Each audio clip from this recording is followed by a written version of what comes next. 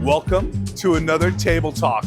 We're at the Durango Casino, and today we're talking to Aubrey de Grey. He wants to make you live forever. Is that fair to say? Yeah, I prefer people to say I'm working on staying healthy forever. Staying healthy forever. But that's kind of a prerequisite, right? Yeah. Staying healthy forever, living forever. You call it escape velocity? Well, that's a slightly more technical term. Okay. I talk about that as the rate at which we are going to have to improve our medicine in order to be able to stay healthy forever.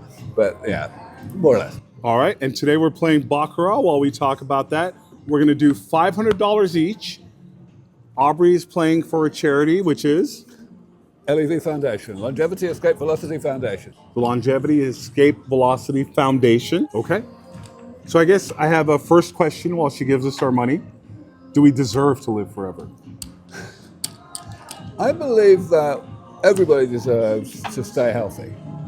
And because, being sick is no fun. Nobody wants to be sick, however long ago they were born. I believe that this whole business of one's age is kind of a distraction. We shouldn't be talking about that. We should be talking about health. Everyone says that, ageism is a bad thing, that we should treat the elderly well. But in fact, if we don't try to develop medicines that keep the elderly healthy, then we're being ageist. So, to me, it completely goes without saying that we should be working to develop medicines that keep people healthy, however long ago they were born. And yes, there's this side effect that they probably won't die tomorrow if they're healthy, any more than a young person would if they were healthy, right? Fair. That is fair. Let me split these up for us. Would you like a drink, Aubrey? Sure. Can I have a Voodoo Ranger, please? Voodoo Ranger, IPA? And I will just do a diet. Yes. That is yours. This will be mine. Sarah's our dealer. Sarah, we place our bet either on player, banker, or these are the side bets if we want, or a tie bet. Right. Mostly you just want to place your bet on player or banker, and she'll take care of the rest while we talk. Yeah, all right, let's do this. Should we see a sample hand and see how it goes? Let's do this, yes. Okay. All right, do you want one without betting first, just to see how it plays out? Let's go. Right. All right. So we bet. So we can bet on either ourselves or the banker. That's correct. Or we could bet on tie. All right, let's start at the beginning. I'm going to put 25 on player, which is what I did. 40 there. there. 40 on player. Okay. And 5 there. And 5 on tie. Okay. Absolutely. All right. Let's see how our first hand plays out, Aubrey. Okay. So the first one's go to the player, and then bank, player, bank. So that's the player hand. It's an 8, which is great. Bank or 8. Oh, and it's a tie. First hand is a tie. You won the tie. All right. That wasn't hard. All right. You won the tie bet. That's unbelievable. There you go. So that's a push, and you get paid in that one. All right. So. Oh, and this pushes. So he actually saves that bet. What does push mean? Pushes, you see it, that you don't win or lose. Then your money stays right there. So I know you. Oh, that's a 9 for the player. That's nothing. Remember. That's 0. That's 0. Yeah. That's a 0. This size 3. So we're gonna draw this one first. That has 1 point, and we're gonna draw this side as well. So we have 5 over 1. Bank winner. Bank wins. So that's 5 and that's 1. Yeah. Yes, correct. And how do I win this 40-1 side bet I'm making? Because 3 card 7. So 3 cards that add up to 7 is what I'm betting on here. And this is the same thing, 3 cards that add up to 8? This one, yes. Okay. On the player side. Okay. Oh, that has to be on the player side? This has to be on the banker side? Correct, yes. Oh. It has to be a winning hand as well. And a winning hand. Oh, wow. That's a lot of rules there, Sarah. All right. Let's think about it. I think I like my strategy. I didn't mind your strategy either. If you win again doing that, I may copy it. But so I know you said you like to think about it as health versus. Yeah, I mean, life is a side effect of health. You can't live very long if you're sick. End of story. And also, it's no fun being sick. It's not. Therefore, there's no point in thinking about life. You might as well just think about health, and not worry about the questions that might turn up about whether you want to live a long time, because you're going to get that wrong, right? You're going to think about what happened when I wasn't watching. You won. Oh, jolly good. So you pull your bet back, and then you got that. put your 5 back on top for the other. Yep, perfect. So, I mean, like, people mess up a lot when they think about life. They think, oh, you know, I wouldn't want to live a long time being sick. Well, duh, that's not the point. We're trying to make you healthy and make you live a long time as a result of being healthy. So, you know, living a long time in a sick state of health is not the plan, right? Fair enough. And all the other nonsense that people make up about, like, oh dear, where would we put all the people? Or wouldn't dictators live forever? Or, you know, doesn't death give meaning to life? It's all the same nonsense. It's all basically just because everybody knows that they don't want to get sick. And everybody knows that as things stand, they're going to get sick if they live long enough and don't get, like, hit by a bus. Right. So they have to put it out of their mind and get on with their miserably short lives and, you know, make the best of it. So you don't. So you want to pull that? Yeah. This is easy. Yeah. It's just money piles up in front of you. So why do you say it's a silly argument to talk about how life is fragile and is that you don't think that has any merit? Life is evidently fragile. Yeah. But what are you going with that? Well, the fact that it's finite to me feels like. What happened then? I got 4. You got 3. 3. Okay, so I won again. Yes. Rock and roll. This is easy. You like it, right? You're not betting. What's going on? I am betting. There you are. Sorry. Yeah, you're putting a pile of red, so yours stands out more. But you're not doing the thing that I'm doing. I'm doing this one because I like the 40-1 odds.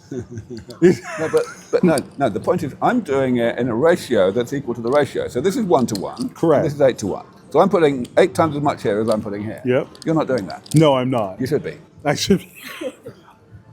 So, do you want me to pull this back, or can I do this? Do that. But if you do that, then Yeah. put 40 times as much here as you put here. Oh, I can't do that. That's 40 times as much. Well, I'm doing 8 times as That would be much here as here. $200 here every time. Yeah. I mean, you could ask for $1 coins.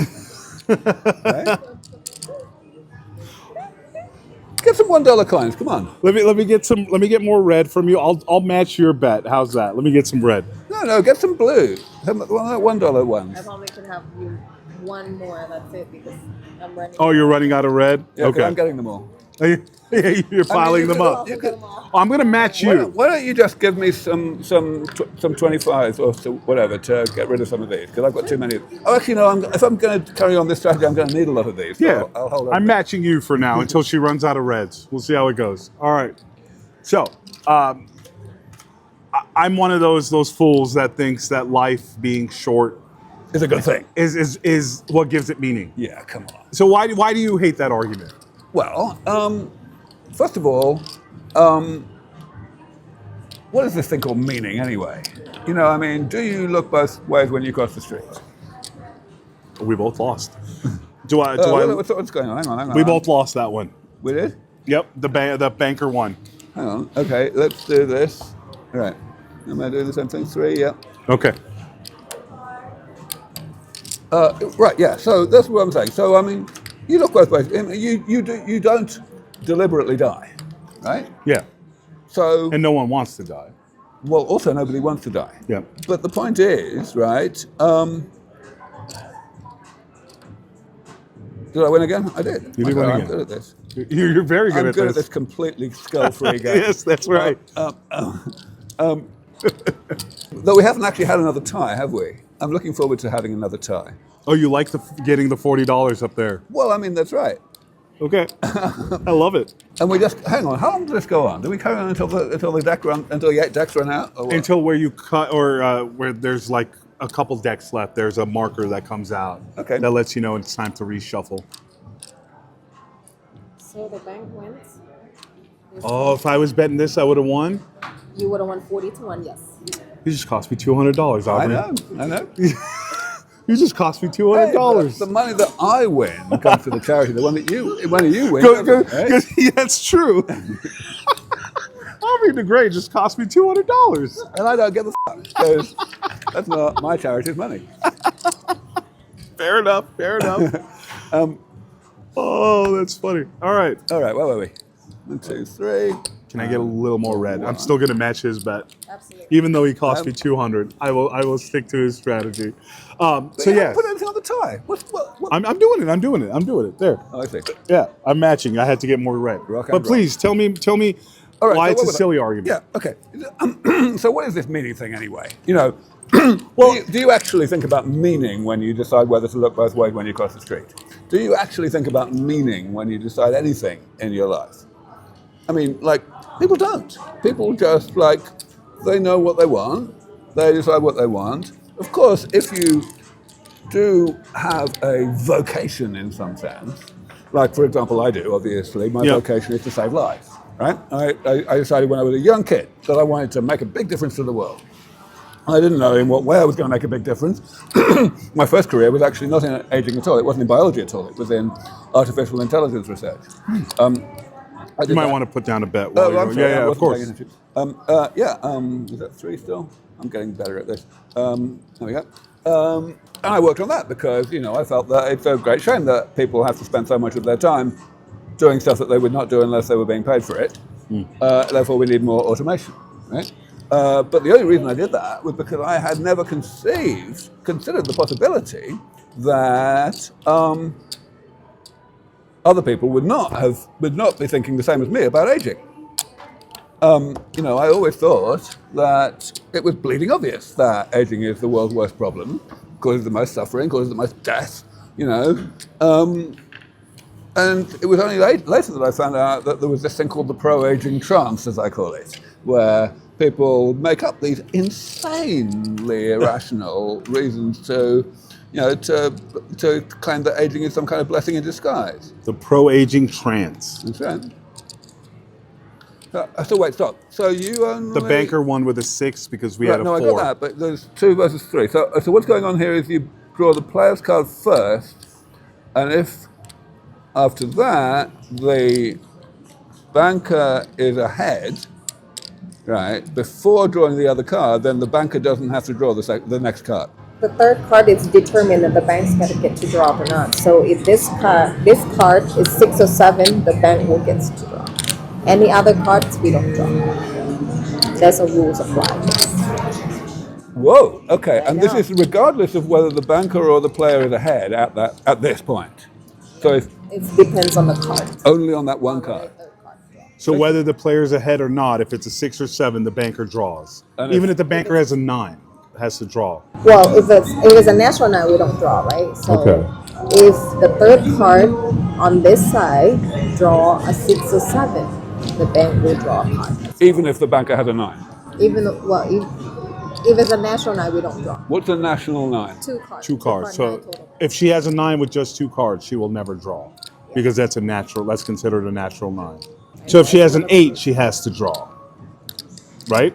If you have an 8 and we draw a this one 6 is or an 8? 7, If this were a 6 If this and were this a were an 6, 8, that would have been a draw. so Oh, if this is a natural 8, we don't draw that either. Natural 8, natural 9, we don't draw. oh, you don't draw. No, it's like a blackjack, 21, we're done. You so know, if like this we is a just won one 6 right and this away. is a 7, If this is a 6 and this side is a 7, Then you And these are draw. all- 7 wins. 7 over 6. No, but you would draw if this was a 7 and that was a 6 If right this, now. If this would be a 6 or 7, Yeah. this side will draw. This If side will draw at a is 7. 7 itself, whatever that cards come out, we do not draw because 7 is a stand. I know, it's a little confusing. It's a little bit complicated. Okay. Yep. Do you have your head wrapped around it yet or not yet? not at all, but I Okay. don't care because I'm winning anyway. All right. All right, fair Except that enough. I've run out of reds. Can I have 5 reds, please? Absolutely. So to me, like I love my dogs, right? My dogs mean the world to me. The fact that one of my dogs is getting older now and she's slowing down adds beauty to the life that she and I have shared together. But you're saying that's nonsense. You're saying if she and I lived forever and we were all healthy the whole time, we would still have meaning to our lives. It would just be different. Am I saying that correctly? Greater meaning, yeah. It would be greater meaning because you wouldn't have to suffer the indignity of your dog going downhill and, you know, needing help and not being able to run after balls and so on.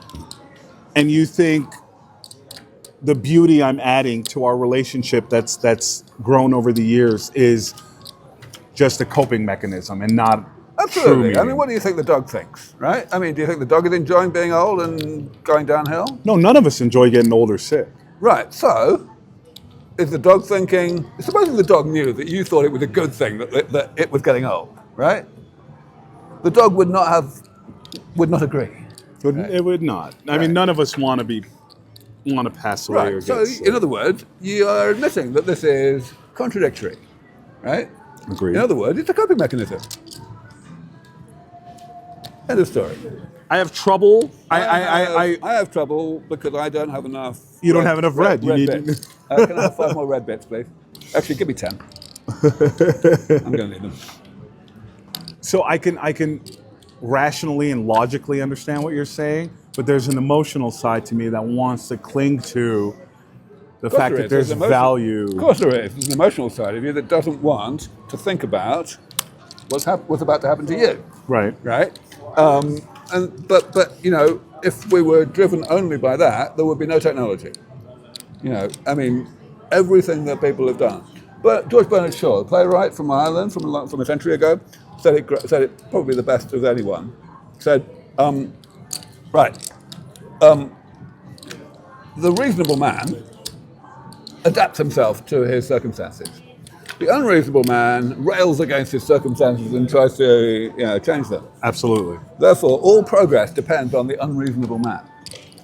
And I wrote an editorial in my journal about 20 years ago. It was called "Long Live the Unreasonable Man." See that? She got a natural 9, and so our money disappeared. She flipped over a 9 with 2 cards. So if you get like a queen and a 9, does that count as a natural 9? Yes. Okay. And if we got a queen and a 9 as well, It will be a tie. it would be a regular. And then we would win this one up Right, here. yeah. Right. Yep. Yep. This is a really dumb game. It's a very popular game. It's a really dumb game. I mean, really dumb games are popular To with be really fair, I dumb think people. all gambling is a dumb is a And yet here we are. and here we are. Yeah, tell me more about yourself, because you mentioned earlier that you used to be a gambling addict and now you're a multimillionaire. Yeah. Along those lines. Okay, tell me about that. Well, I started. I used to be 500 pounds, even though I'm heavy now. I'm sure as someone who cares about health, I'm very unhealthy too. But I was 500 plus pounds. What are you now? I'm 330 right Okay. now, 335. I Very got good. down to 214, and I put 100 back since, thanks to COVID and old habits coming back and all that. Still though, I mean, congratulations. Keep Thank going. you. So, Sorry. so I was hidden away. It was in a state where all I really did was gamble and stay home. I was shut in for the most part, and somehow, through the grace of God, I managed to turn that into a successful YouTube career. Okay, and so you've been YouTubing for a while. 12 years now. Okay. So 12 years ago, I said, well, I'm gambling anyway. I might as well put the videos up on YouTube, and maybe I'll make $1 or $2. And that somehow snowballed into this. So what kind of audience do you have? Demographic-wise, so my audience is very unique to YouTube. It's 40% female. It skews 35 plus, 55 plus in many cases. So What happened there? Oh, it was a tie again. No. Was that a no, tie? she's got a 4. We have a 7. Oh yeah. We win. All right. So my 90% of my audience is 35 or older, and about 50% of it is 45 and 55 and older. All right. So And the content, I mean, obviously, you interview people who are not betting people. no, like me. so up until now, it's just been a strictly gambling channel. So you know how people watch other people play video games?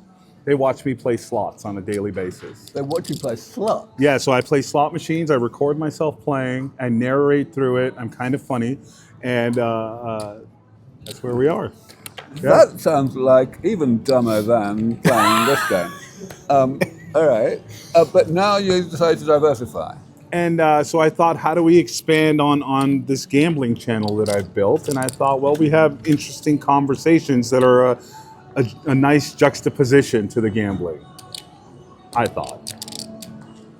Okay, and how many of those have you done? So we did 2 pilot episodes. We got a casino from those pilots. The casino said, "Yeah, we kind of like this theory. Give it a shot here." And You are now the second real episode we're filming. Okay, and the first one was this guy. It was the professor you met before. Okay. All right, so this is really a diversification for you, a reach into the unknown. So then, what do you think is going to happen? I mean, you're already going to say, "Fuck off! This is not gambling." We're not interested anymore, and are they going to desert you? So with the pilots, there's definitely been. I'll take that. That looks. No, we lose. That's a 6 versus 7. 6. I thought it was 9. Okay. Yep. Yeah. May I bother you for some reds? So the audience may or may not reject it, but I'm convinced there is an audience for this.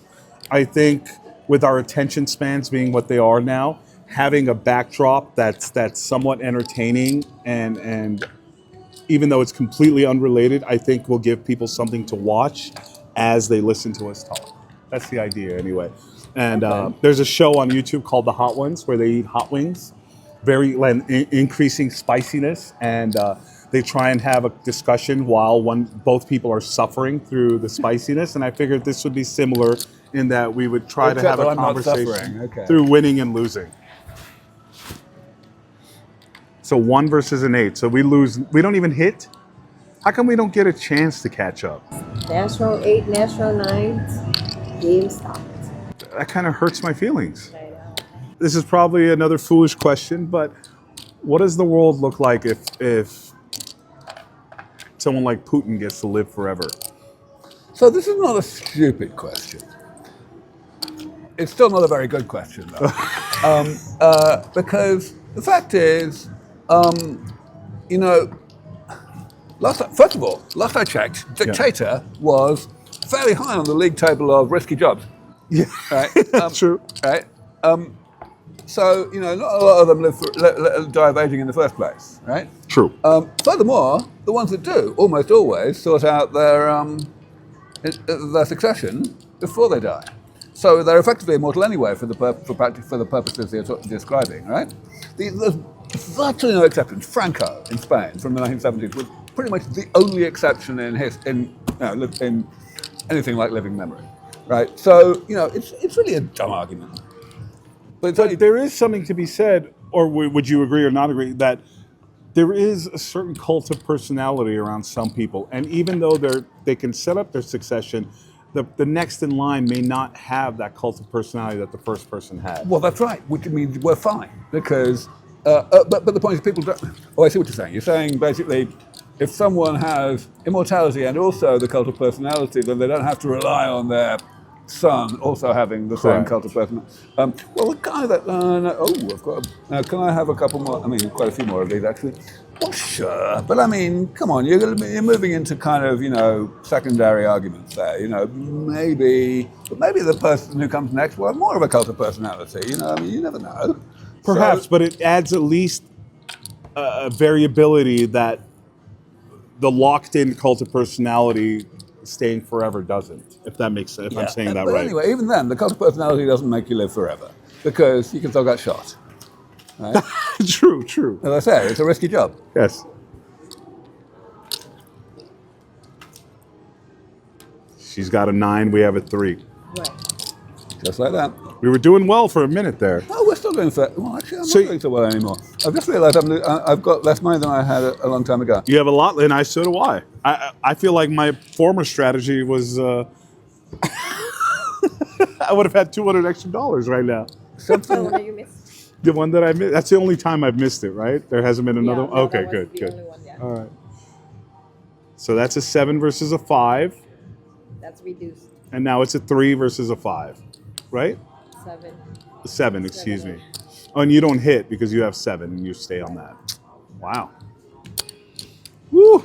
All right. I may need to reload here, Aubrey. So you don't think there's any merit in wondering what will the world look like if someone like Putin lives forever? No, because there's no point in wondering anything that's not going to happen. Right. I mean, you only have to wonder about things that have some finite probability, some reasonable probability of happening. And well, you can't. Can you confidently say it'll never happen if we're all living forever? yeah, I mean, that means that the people who might want to assassinate Putin are also living forever, right? Yeah. So we're all right because they'll get round to it. Okay. So you're not worried at all about it. It's not. Not even does- slightly. Okay, so there's, And indeed, and let's look at it, right? So supposing we have this risk of some dictator living forever, right? Okay. And we say, oh dear, well, there's risk of some dictator living forever. Therefore, let's continue to let people suffer and die at the rate of 110,000 people a day. That's 30 fucking World Trade Centers every day, right? Just because we're worried about this risk. I mean, come on. Aubrey, I have a question for you that's unrelated. How do you think, since she's kicking our butt, we could start betting on Banker? Do you think that is a wise strategy? I'm thinking about doing that. Sarah, is that a wise move for us right now? Switched that a while ago. That was like a bank run of those. That's what I'm saying. Are you saying we're making a mistake now that it's too late? No, it's like So We should have switched a while ago. Why didn't you tell us? All right, we're back. So is there a scenario that does worry you? No. Is it? Oh, we just lost Sarah. Player natural eight. Sarah. All right, Sarah. I have become short of money. Yes, we'll need to rebuy. Oh, We'll need to rebuy. Can you give us 500 each again, please? absolutely. Sarah. I was like, whoops. But surely there's a lot of unknown unknowns with what you're doing. Of course there are, but the point is, whenever you're evaluating unknowns, whether they are unknown unknowns or known unknowns, whenever you're doing that, you have to balance them against the things that are known. And we know a lot about aging. We know that it's very bad for you. We know that it causes a lot of suffering. So you have to not just say, oh, the unknown unknowns might be worse. You have to say, well, how bad do the known things have to be before we take that risk? Right? And the known things are pretty f***ing bad. Is a life of suffering better than death? Depends on what you mean by life, because, of course, the suffering can exist for a certain amount of time and then cease. So a lot of people in the longevity movement, they think about exactly that question. And they say, well, okay, life can be pretty bad, but if we can get through it, we want to get through it. What's happening? I'm sorry, I haven't You done won. it. You won. You made it. Nope, you won that one. Really good. There you go. I kept betting Banker and lost. You kept betting Player and won. Okay, So we're okay. At least one of us is going to win. well, yeah. Your money is the one going to charity, so I hope you win. I'm gonna go back to this, trying this. I want that 200 to 1 shot. All right, please. So a lot of people do think about the unknown unknowns, and Well, they think about them for just long enough to work out that actually the unknown unknowns are insignificant as compared to the knowns. Right? Winner. Did I win? Yes. Very good. Sarah, Oops. are you trying to punish me? Of course she is. That's a charity, right? Yeah, it is his charity, so I guess that's fair.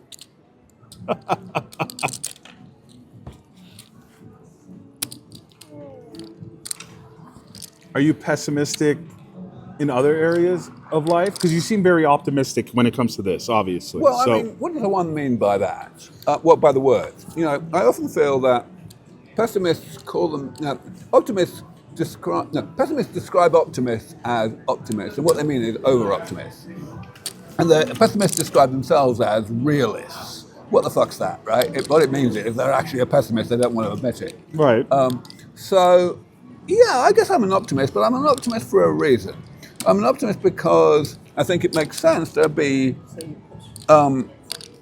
mildly over-optimistic about anything, because otherwise you don't try. You never know, sometimes things go better than they could objectively be expected to go, right? And one wants to allow those possibilities to happen. Winner. You won again. I won again. Please. I'm getting good at this again. Again. I kept betting Banker, and I've been taking the other end of it. But please, go on, yeah. So I do think it makes sense to be mildly. Of course, you can take it too far, but to be mildly over-optimistic, just in order to push yourself to try things that might or might not succeed. Oh, we're being you're being. I- Hello, what's your name? Shui? Are we saying that right? Shui. Yeah. All right. Okay. Yeah, I think we're good. That's his betting style. I'm trying this now. We'll see what happens. So, so when I ask you if you're pessimistic anywhere else, like when I think about AI, I'm very much a doomer. Yeah. What happened there? Did we lose? You lost, I won. Okay. She had an 8, you had a 7, All right. and I've been betting bankers. So What? Sorry, I missed. just pessimism in general. So like, I'm probably pessimistic by nature. So for example, when it comes to AI, I'm one of the doomers that thinks. All right, so let's talk about that for a moment. Sure. Because as I mentioned earlier, I used to work in AI. Yeah. Now, when I used to work in AI, that was a very, very long time ago, in the 1980s. And that was when AI was nothing like what it is now, and it couldn't do anything to speak of.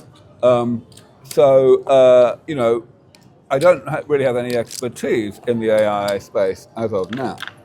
Nevertheless, I've known for many years people who are leading lights in the AI safety space. And of course, there's plenty of those people now. And it's a very big deal. You know, AI safety is a thing. And I'm very pleased that there are very smart and very well-meaning people working on this. But the thing is,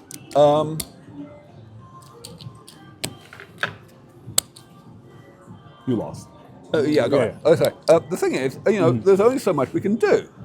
And we've got people working on this. We might as well just let them get on with it and get on with what we can do in the meantime.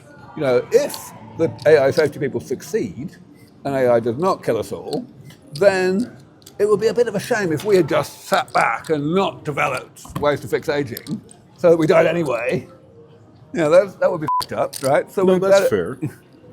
Is a healthy caution, a bit of caution, important then? In terms of AI, well, I mean, yeah, but it's not going to happen, is it? You know, AI is going to be developed. We just better make sure that it's safe, right? But in terms of aging, not at all. I've always said that the only technologies that ever end up being, you know, we wish we hadn't developed them in the first place, are ones that satisfy 3 criteria. They have to be things with which a small number of people can do a large amount of damage in a small amount of time. If any of those 3 things are not true, you're fine. So like nuclear. Nuclear weapons is basically the only example. Really? What happened? That was a push. Didn't you bet the push? Push. Oh, sorry. You can push. Yeah. My pen. Yeah, you almost missed out on that $40. I got you. I paid it. Don't worry. That was a tie. We both won. Yeah. All right. Rock and roll. I'll take that. Yep, there's a second tie. Yeah. How is that doing it? Do you have to press something to make that update itself? What happens? How does that update itself? Yeah. How does it get updated? Do you somehow press a button somewhere or enter some? How does it know that we just had another tie? This is what I put here. Oh, I wasn't watching that thing at all. Okay. So after every hand, you have to press what happened? Oh, Okay. wow. Yeah. Okay, so it's not like RFID readers in the cars or So anything. your colleague Sarah had been sitting here. We'd been here for an hour, right? and in that entire time, I had not seen her press that switch. This is here. I hadn't noticed either, but apparently it's been happening outside our perceptions. Oh, there's an 8. 8. But please, Where was I? I forget where we were. That's the beauty of this. It's a little distracting. Yeah, it's quite. Yes. That's part of the charm, I think. Or I hope it is. It will be. We were talking about healthy optimism or pessimism, and you said the only criteria is if it's going to hurt a bunch of people in a small amount of time. That's right, yeah, because it has to be done by a small number of people. Right. So, I mean, in the case of aging, that's obviously not the case, right? I mean, people will continue to get older only at 1 year per year, right? It'll take a very long time for people to live forever. So when we talk about like certain things, and I'm not as smart as you, so it's difficult for me to express these ideas. But we look at things that pass generationally, right? Like say fascism or what have you. It takes a few generations for things to change. Okay. But part of that change comes through people dying and new generations growing up. What Yeah, right. happens? So I'm, of course, an example of the exception to that, of the way to fix that. Namely, sorry, what's going on? Okay. I switched careers. You know, the whole of molecular biology was invented in the 1950s by a bunch of physicists. This happens all the time.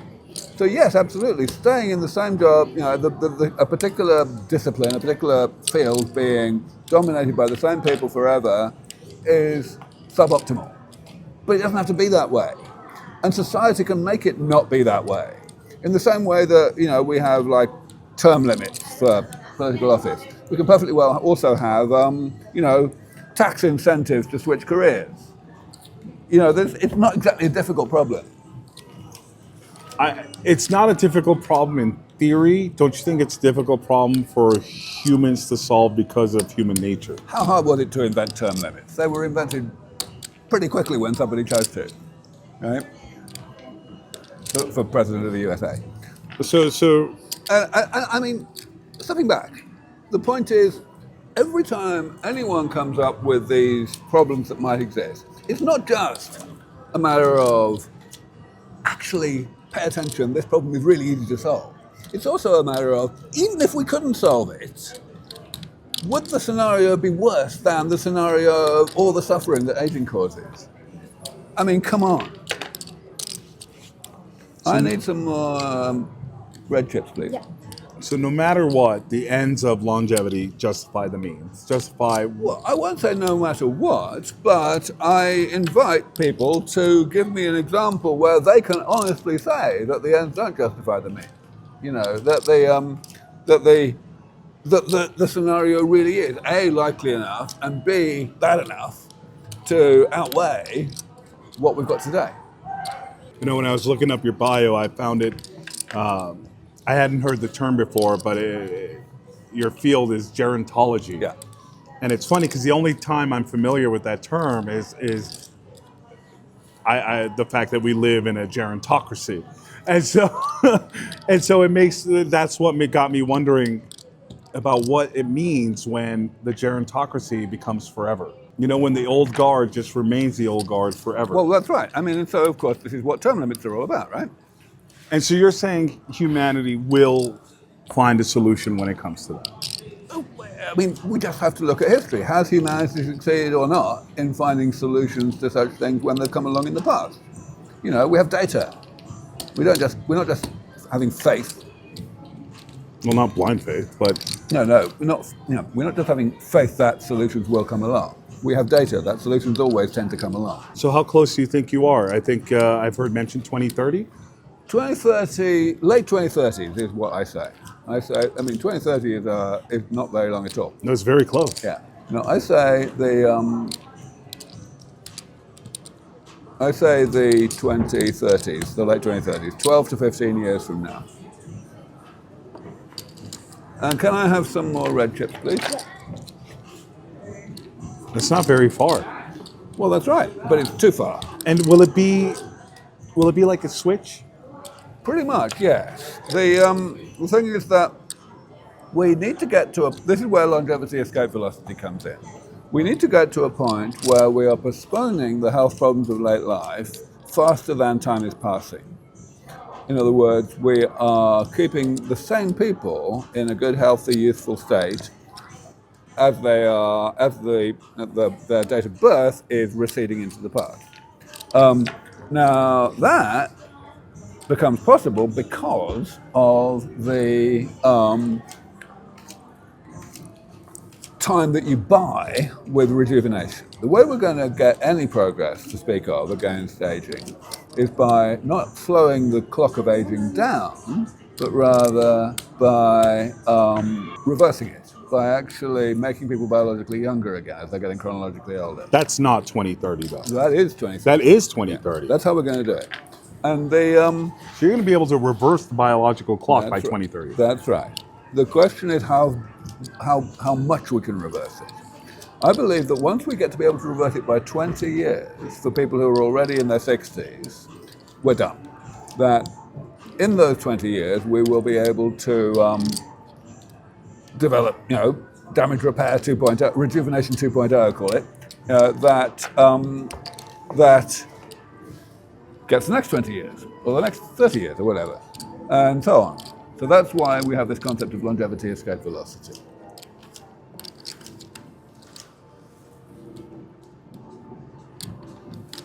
So when we talk about reverse aging, are you going to be able to keep someone in their 20s, or are they going to constantly age, but 60 will look different, 80 will look different, 100 will look different, or will we always be like we are in our 20s? Best way to answer that question is to look at the analogy of simple man-made machines, like cars or whatever, Yeah. right? What do you do with a car? A car still rusts. It still gets contamination in the oil or whatever, right? But every year you go in and you fix that. So it's going to be like that. It's going to be preventative maintenance. Periodic, comprehensive, preventative maintenance.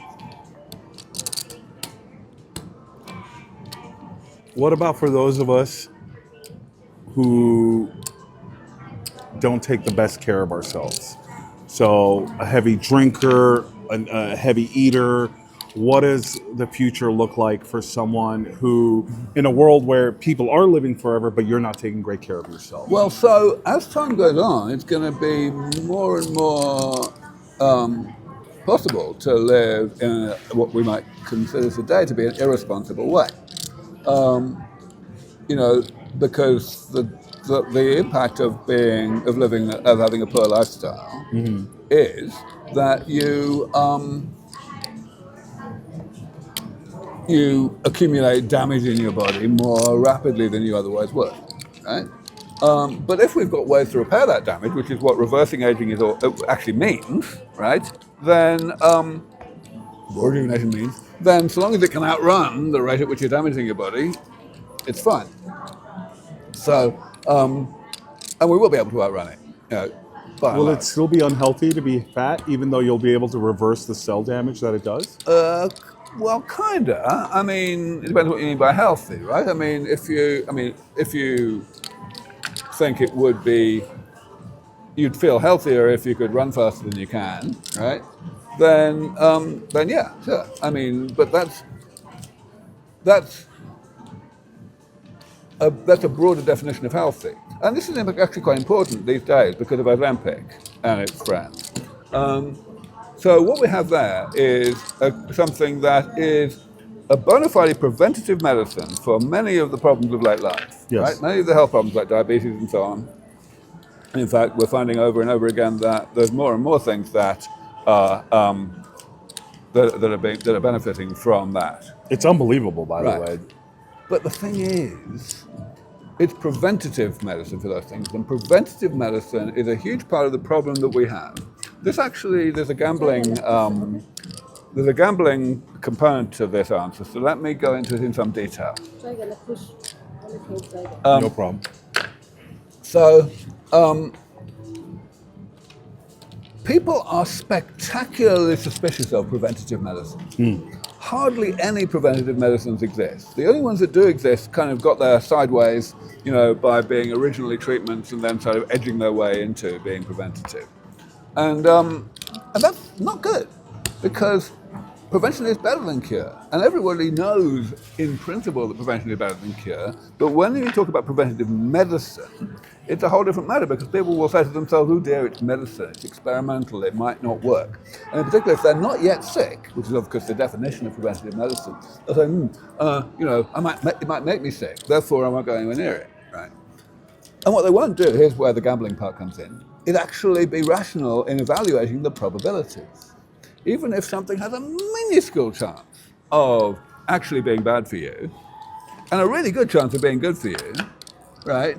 They still won't go near it, because they're so bad at probabilities, but reasoning rationally about uncertainty, which is what gambling's all about. Right. So people like you, who have done all right in the gambling world, should be talking about that. What's happening? You won your tie again. Oh, rock and It's your roll. third one, I think. I'll have it. Yeah, people like you who have a gambling audience should be emphasizing that aspect. This is all about developing better preventative medicine, but it's really hard because there's no public enthusiasm for preventative medicine. Right. And if there were, if people got it, if people understood, excellent, if people understood that preventative medicine is actually quite a good thing, and agitated for it, so that governments actually did something to adjust the regulations of the FDA, etc., then we'd save a hell of a lot of lives. We would. But it's not happening. So what actually happens? I mean, it's just the risk aversion aspect. Back in 1999, there was a clinical trial of a gene therapy for some inherited disease, right? Okay. It was conducted in Pennsylvania. And one teenager was recruited. He actually shouldn't even have been recruited. It was an error in terms of the exclusion criteria, but that's not relevant because that doesn't explain what happened. What happened was the guy died. He had anaphylactic shock of an extreme immune reaction to the gene therapy that he was given. Whoa, I've got Another time. Fuck yeah. And the whole of gene therapy worldwide, all clinical trials were closed down for like a year or more. It was a massive, massive catastrophe because of the public reaction to one person dying in a clinical trial. Now, compare that to all the people who die because this or that perfectly safe medicine takes a year or 5 years longer than it should have done to get through a clinical trial, right? Right. That's a huge number of lives, and it doesn't make any headlines. It's f***ed up. And it's all about irrationality about probabilities and uncertainty. Do you let your mind wander to what the life looks like after 2030? Like people's irrationality with like, do you think there will be death cults? Do you think, you know what I mean? Like if we're suddenly living for forever, but it's voluntary, do you think people will start forming death cults? Will they start, like, what does that look like? People are sometimes a little oversimplistic about that question. Okay. So people will say, people say, oh dear, death gives meaning to life, and the people who think that that's nonsense and that actually longevity would be quite a good thing, they will often say, well volunteered. They will say, yeah, it's your own choice. You can carry on aging if you want to. But I don't think that's true, because we have these things today called suicide hotlines, and I have never rung a suicide hotline, but I'm fairly sure that if you do, the first thing they ask you is not your date of birth, so that they can put the phone down if you're over 80, right? In other words, we have these ways to change the minds of people who want to die when they don't need to and when they have opportunities. So you think it'll be supportive medicine or what have you? It won't be supportive. It will just be no. We won't. We will change. We will continue to change the minds of people who think they want to die because death gives meaning to life. We will laugh at them until they change their mind. But there will be a subset of people that. And that is what it is, right? Hey, you're back. So we were just saying, you were here for a whole hour before your friend came along, and in that entire time we did not see you touching that screen. I did. I know, you must have done, because I suddenly thought, how is that information getting up there? I type it in. Exactly. I didn't see it. Neither of us saw it. It's magic. Anyway. It's very fast. The strategy has been continuing to work, in a way, except that my friend here has decided to bet on you rather than on... It's not working. It is for you, my strategy. But anyway, so there will always be a subset, right? That Yeah, there would be a subset. In the same sense, there are a subset of people who do not respond to suicide hotlines and still kill themselves. Sure. Right? But we are proud as a society that we try our best to change the minds of people who want to kill themselves. Yeah. And it's going to be exactly the same in the future. It's fair. Will it be completely voluntary in terms of, will you be able to pick and choose the preventative medicine as you age? Or are we eventually going to get to a place where you get like a set of shots when you're born and that will Does my question make sense? Okay, well, certainly it will not be a case of getting a set of shots when you're born. There Okay. are some things that are simply going to have to be done periodically. But that doesn't really make any difference. You know, I mean, even tetanus vaccine has to be done every 10 years, right? Well, it doesn't. My question was, will there be a point where some people won't have a choice of living forever? In other words, if they could choose not to go to the doctor, they could still die at some point. But will there ever be a point where they won't have that choice because The choice not to go to the doctor. Well, I mean, I don't really think so. It's a question of what constitutes a choice. I mean, there are always tax incentives. There are always, you know, as I said, suicide hotlines who try to change your mind. But still, you know, people can still change their minds. You know, we can still make their choices within the context that society gives them. Right?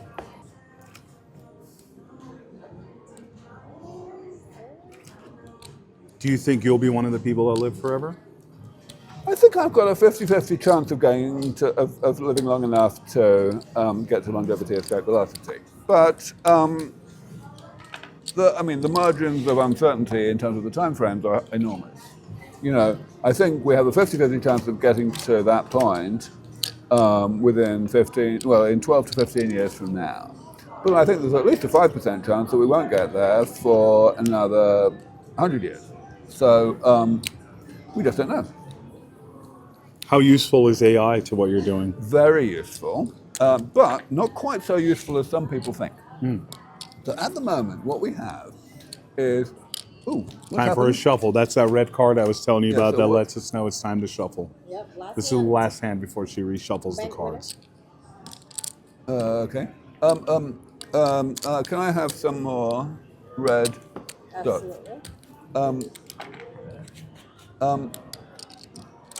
Yes, AI is certainly useful, very useful indeed. At the moment, it's already been useful in a number of ways. So the best known example is AlphaFold, which is a program developed by Proteins. by a company in the UK named DeepMind, which is owned by Google. AlphaFold works out the three-dimensional shape of a protein from its amino acid sequence.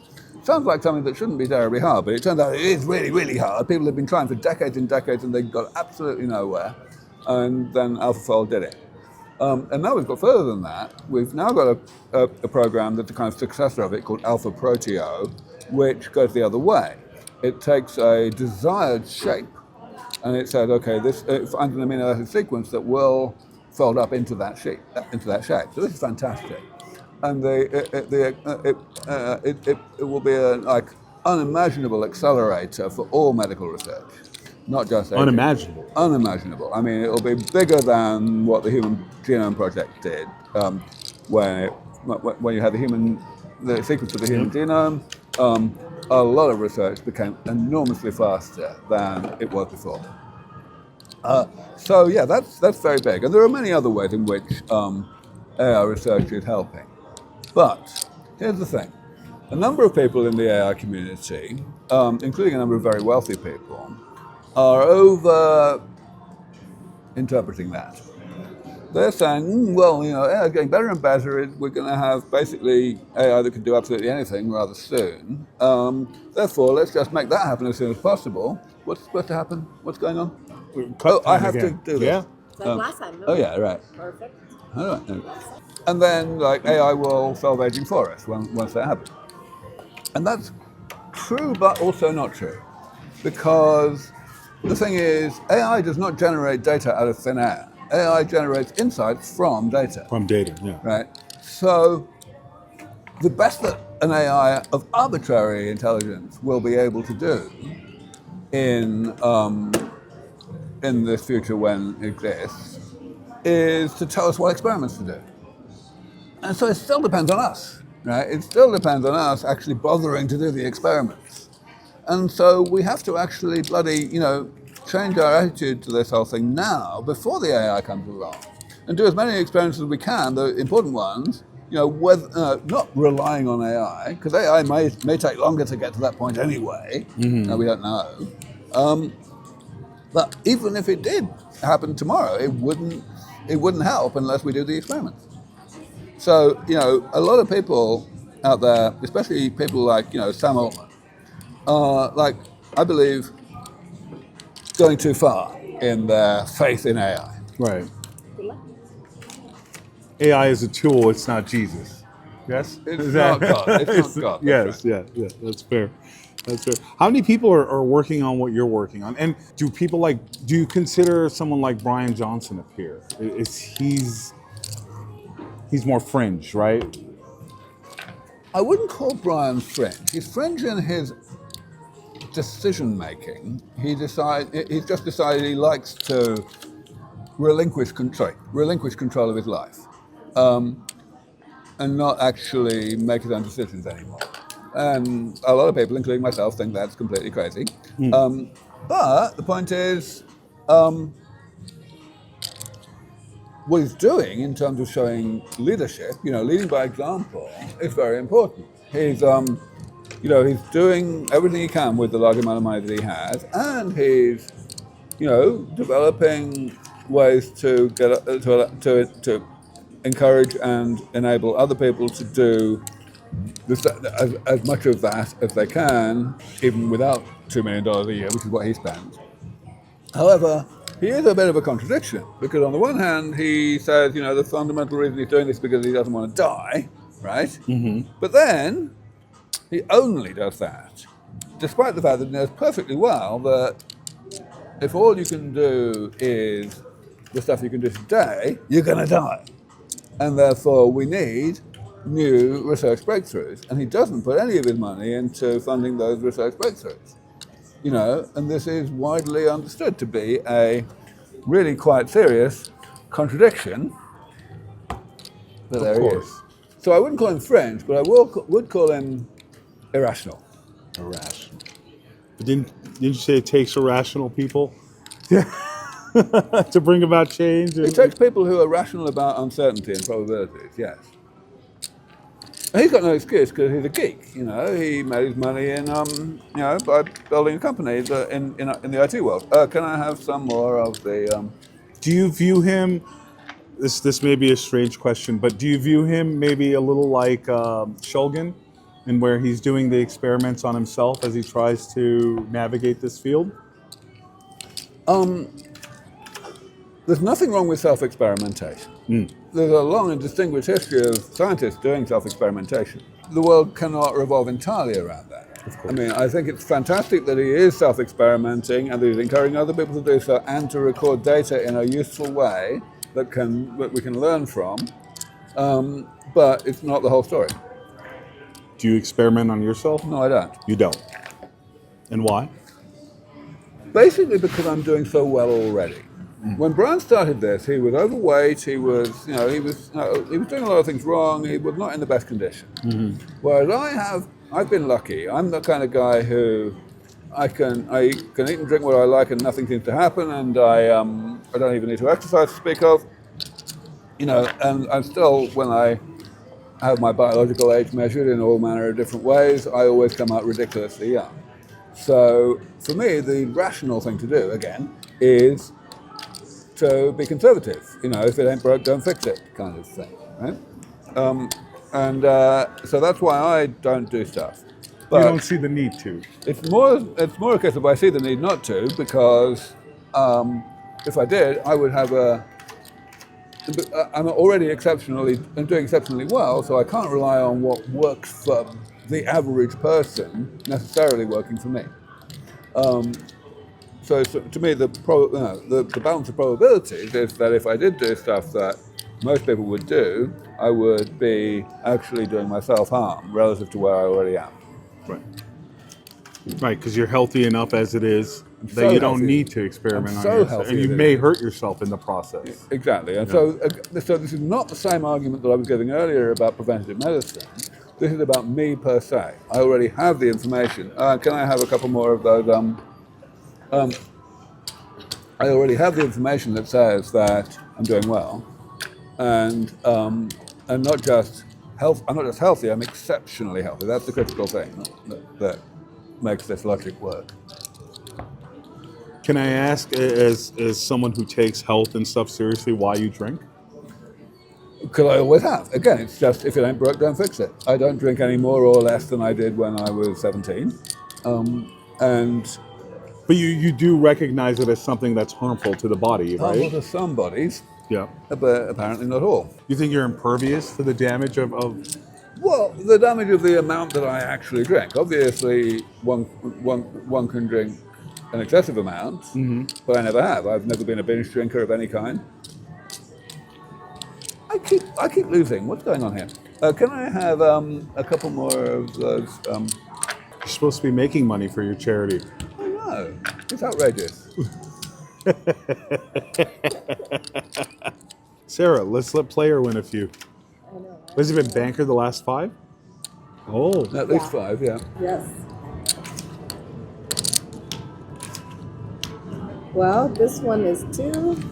This one is 2 as well. Is it 12? well, so you ends the 40 on top. Oh, How do I win this that I keep betting, by the way? I just bet it because it said 200 to 1, and that sounded exciting. So 3 card 9, 3 card 7. Doesn't matter which side. And this is 3 card 9, 3 card 1. 1. I see. And they're I'm guessing very rare. That's why the odds are the way they are. Got it. Fair enough. Is there a question you wish I would ask you or other people would ask you about what Sure. you do? Sure, the question is, where do I write the check? Right, that's the question you like. I see what you're saying. I see what you're saying. Is there another question?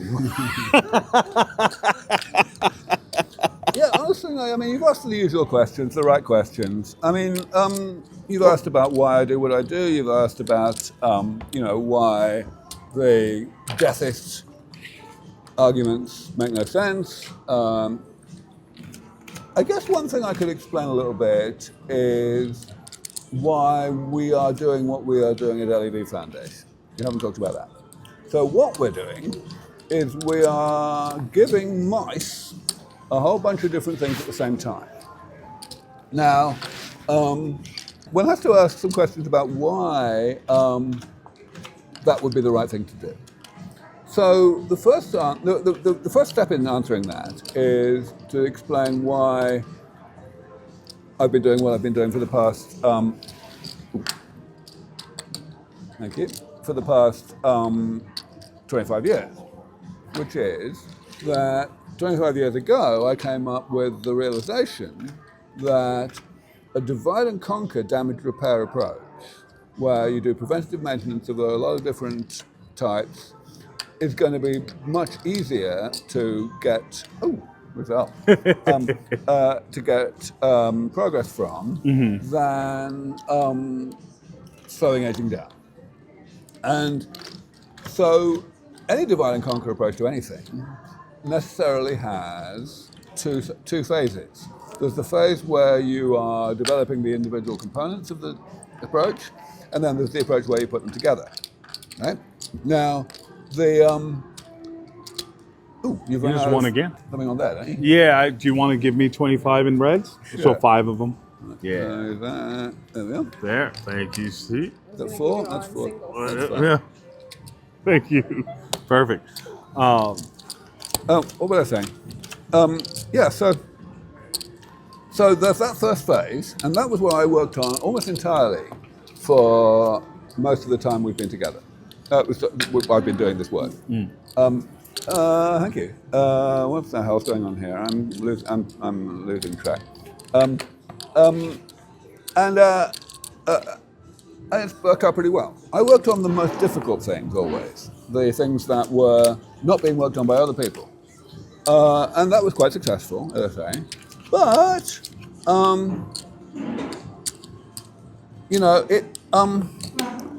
it was the first phase. And now, I'm going to put these on there because I want to get rid of them because I'm having enough trouble paying attention anyway.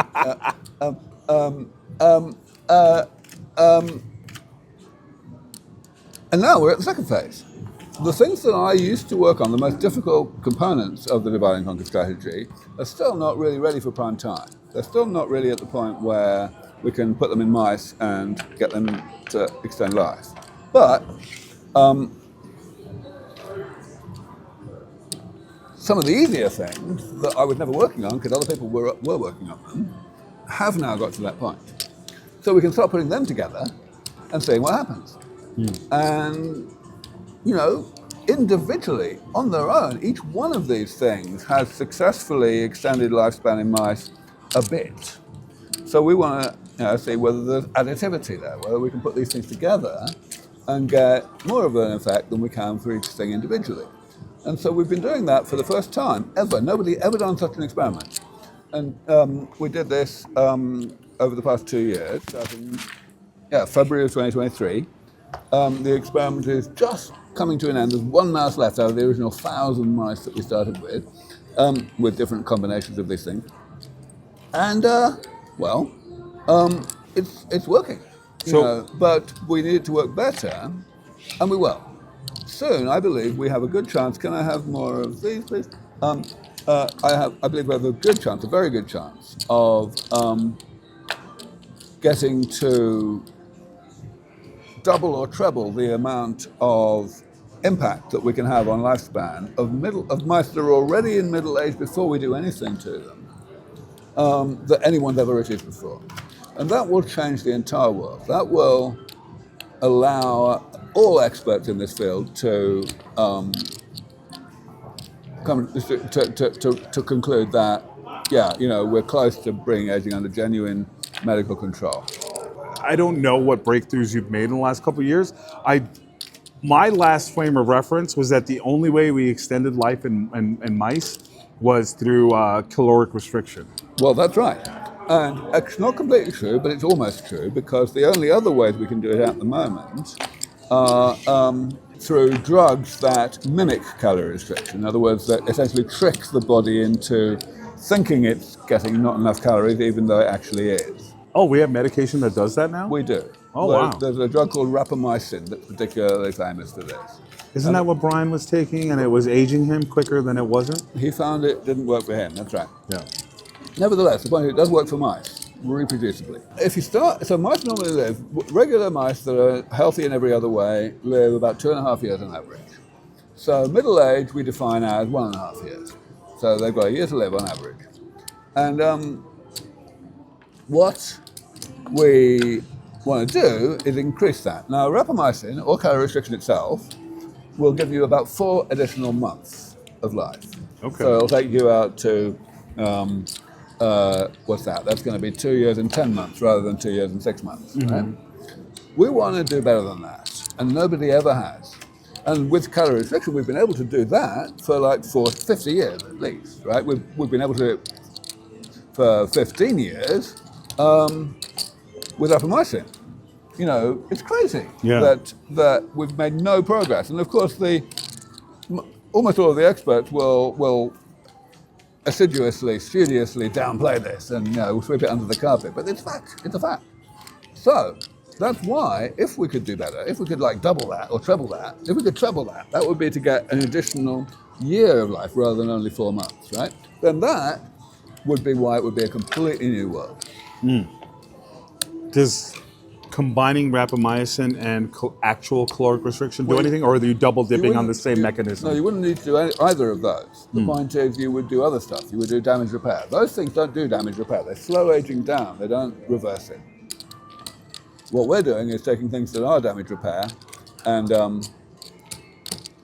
thank you, and putting a lot of them in at the same time. We did, in this experiment that we're just concluding now, we did 3, plus actually also rapamycin. And that was enough to validate the concept of the study design. But we didn't beat the 4 months. We believe that if we put 8 of these things together instead of 4, then we've got a very good chance of getting to at least 8 months, maybe even 12 months. I was going to ask, you said caloric restriction only extends but doesn't repair. It only slows aging down. But what about autophagy? Doesn't that actually repair cells? Are you laughing at me? Am I asking a bad question? So first of all, calorie restriction slows aging down. Yeah. It slows down the accumulation of damage in the body. Now, autophagy is a mechanism that the body already has that repairs some damage, but the body already has it. So I don't count the damage that autophagy repairs as damage because You don't count it as damage. the only damage that I count as damage is the damage that the body does not have any mechanism to repair naturally, and therefore we need to invent a medicine that does so. I see what you're saying. Now, people have done a bunch of work trying to make autophagy work harder. Yeah. Right? And that has some effects, some limited effects. But it's only like getting rid of things that it can already get rid of, just doing it a bit faster. There are things that autophagy can't get rid of that are unaffected even if you ramp up autophagy, right? So those are the things that I'm focused That you're on. worrying, yeah. So that we'll absolutely need medications for, or Definitely. Yeah. I see what you're saying. So, for example, macular degeneration. That's the number one cause of blindness in the elderly. It's caused by the accumulation of a particular chemical called A2E, which is a kind of very occasional but consistent byproduct of what's called the visual cycle, which is the chemistry of sight, right? So it's a derivative of vitamin A, and it just gets created occasionally, and this stuff accumulates in the photoreceptor cells in the back of our eye, and the photoreceptor cells can't do anything with it. It just continues to And accumulate. it just builds up till you're blind? No. Oh, okay. There's a defense mechanism, which is that there are other cells behind the photoreceptor cells. They're called the RPE cells, the retinal pigmented epithelial cells, and they basically they rejuvenate the photoreceptor cells. They bite off bits of the back of the photoreceptor cells and allow the photoreceptor cells to keep going. But then, of course, the RPE cells have the same problem. They have this stuff now, and they don't have cells that rejuvenate that. So they eventually fill up with this stuff called A2E, and they eventually die. 9-7. Did I hit it? Rock and roll, I just made $1,000. just like that. So your wins.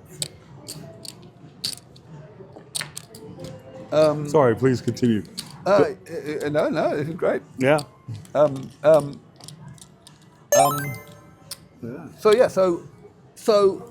you can't. It doesn't matter how much you stimulate autophagy. Right. This stuff is still going to accumulate at the same speed that it currently does. So In the RPE cells, it's going to kill those RPE cells. When the RPE cells die, the photoreceptor cells that they were rejuvenating also die, and you go blind. Now, we have developed a way to fix that, which is we found enzymes in other species, in bacteria actually, that can break down this material, and we are using gene therapy to get those enzymes into these cells, and sure enough, it works. Thank you. It works. The therapy now is being sold to Big Pharma. It's on its way to the clinic. That's what damage repair is. Well, Aubrey, this has been great. Do you want to, since that's all for your charity, do you want to double down for a couple hands? Do you want to just take what you've got for it, or do you want to risk it a little bit and then play big for a few hands, see what you can make for your institute? It's up to you. Oh, I think we've got another tie here. That's good. Well, I could keep this and beg you for the $1,000 you won about 5 minutes ago. How about that? I mean, that's my usual style, right? I don't make my own money. I beg other people. Of course. That I know that I will spend their money well. Yeah, well, I've always been told by people with far more money than me, never spend your own money. Well, Any of you can help it. Well, of course, it becomes my money, but the reason I keep getting it is because I spend it well. I appreciate your time. This was a great podcast. I really, what did you think of the format? Did you enjoy it? Is it distracting? It's definitely different. I mean, of course, for me, the issue is normally that all the podcasts I do are rather similar. I mean, that's not completely true. I don't want to be unfair on the podcasters. Each of them has their own style and everything. But, this is more outside of the envelope than anything I can think It's a of. little different. It's a Yeah. little different. I'm surprised they haven't invited you on Hot Ones. I would love to see. Would you do it? Would you eat hot wings while answering questions? They get very spicy. Sure. Okay. I might cheat. You might. I don't think you could cheat. I think I might bring along some unhot hot wings in my. Well, I might get my fiance to do it because she actually is much better at eating hot stuff than I am. You hear that, Sean? He's willing to do hot ones. Take the rest of this as well. Whoa, thank you. So that'll be what's left. Let's see what it is. That's I think 10. She had this brilliant system. That's 9. That's 9, yes. And this is another 5. So that's only, 475. That's 75, but this is 200. Oh, 27. No, That's hang on. 400. Yeah, it's 400. Yeah, 475. 475. Yeah. I'll take it. All right. I'm running a conference here in Vegas at the Red Rock. Okay. In July. July the 10th through 13th. It's called RADFest, RAAD, Revolution Against Aging and Death. I'm not running the whole of it. This is a meeting that's been happening for about 10 years, and it just for the past few years it's been in LA, but they moved here to Vegas, and so it's basically a collaboration between my foundation, LEV Foundation, and the organization that runs RADFest every year, which is called the Coalition for Radical Life Extension. It's going to have a lot of science and also a lot of passion. A lot of longevity enthusiasm, if you like. And it's going to be right here in Vegas. So I very much hope to have some of your audience come along. Is it open to the general public then? Oh, very much so. And what would the average person get out of attending? So I don't like to think of people as being average, So Okay. this is deliberately a conference that will appeal to a wide variety of different types of audience. For people who are already scientifically somewhat sophisticated, who know a bit about what this field is about, there will be content that will teach them stuff they don't know, stuff that's very new. For people who are completely new to this, but they really don't like the idea of getting sick when they get old, there will be a lot of stuff that may be over their heads, but a lot of stuff that won't. A lot of stuff that will be very much directed at them.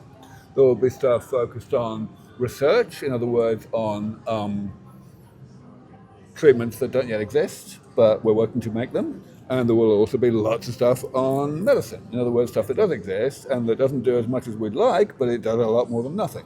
So yeah, something for everybody at this festival. Is it like roundtables with questions, Q&A sessions afterwards? There will be plenty of that. There will be plenty of lectures with Q&A after those. There will be masses of socializing, masses of time dedicated to networking where anybody can ask anybody anything. Oh. And have a Just drink. walking around. right. Oh, okay.